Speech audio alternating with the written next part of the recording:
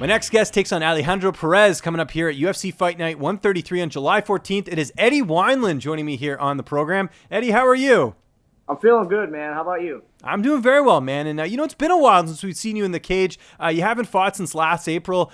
Did you want this much time off, or were you looking to get in there a little bit sooner? No, little known fact. I had neck surgery last July. So, oh, wow, okay. I just, not wanting to take time off, just forced to take time off. And so, yeah, I'm itching to get back in there. I don't like taking year layoffs. I know it's happened a few times in my career.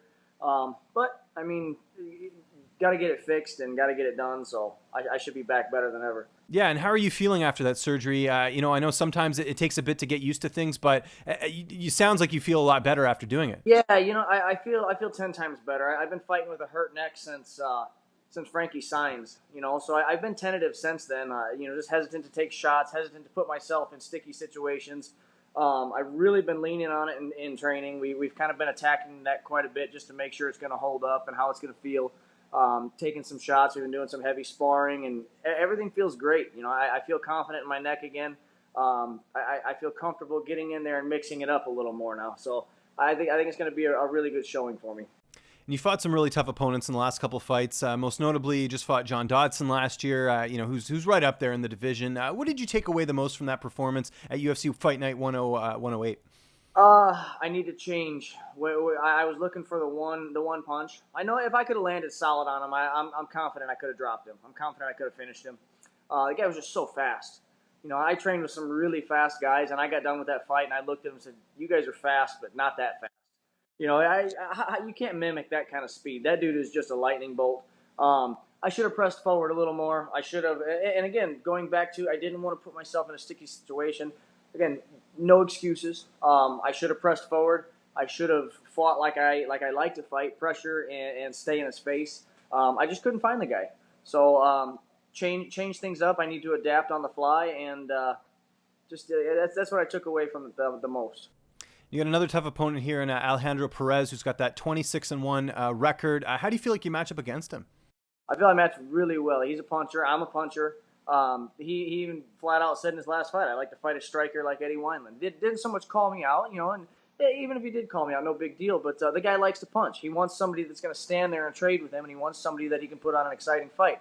The guy likes to put on exciting fights. He likes to fight, and he likes to throw. So it's going to be, I think it's going to be a exciting stand-up fight.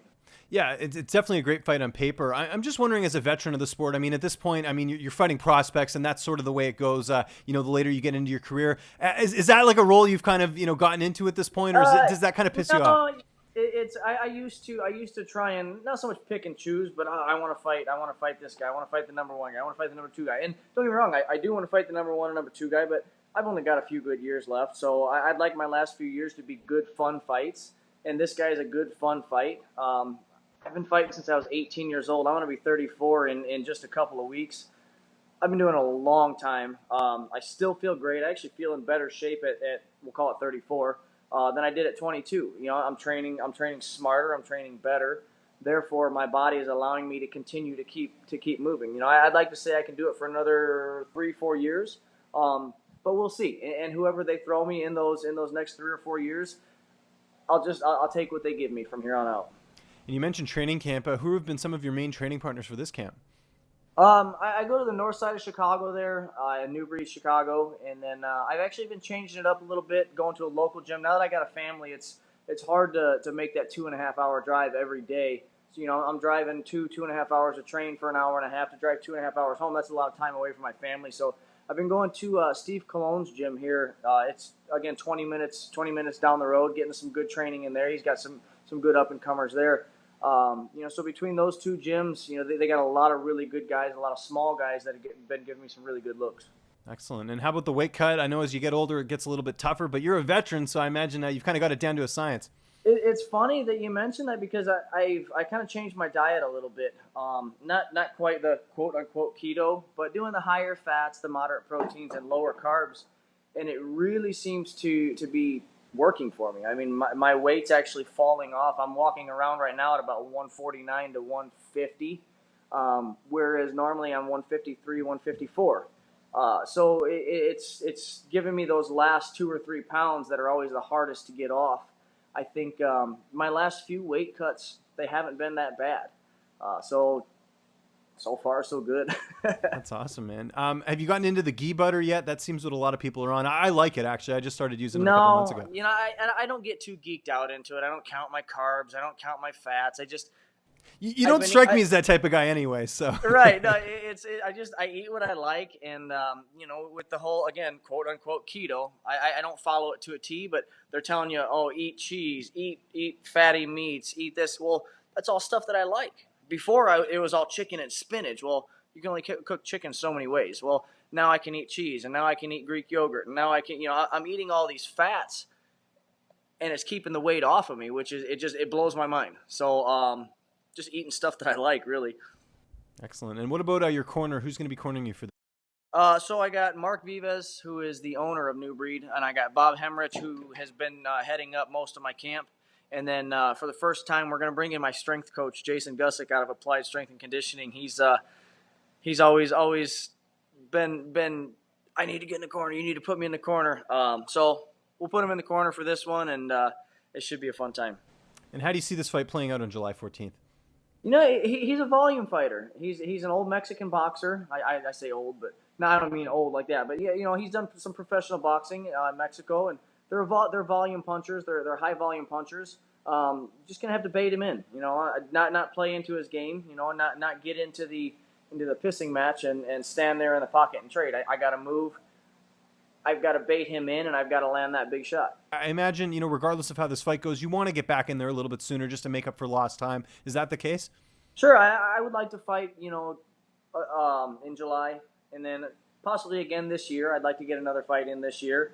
I've always wanted to try and fight 3 to 4 times a year, which it's been 2 times a year for the last how many years?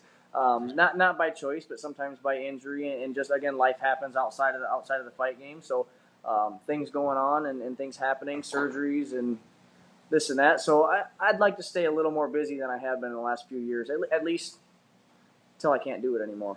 Well, and I was going to ask you about that. How long do you see yourself competing in this sport? Are you just going to take it from fight to fight, see how the body is? For the most part, yeah. I've always told myself 35 was my cutoff, but I'm a competitor. If I get to 35 and I feel great, well, maybe we'll push to 36, 37.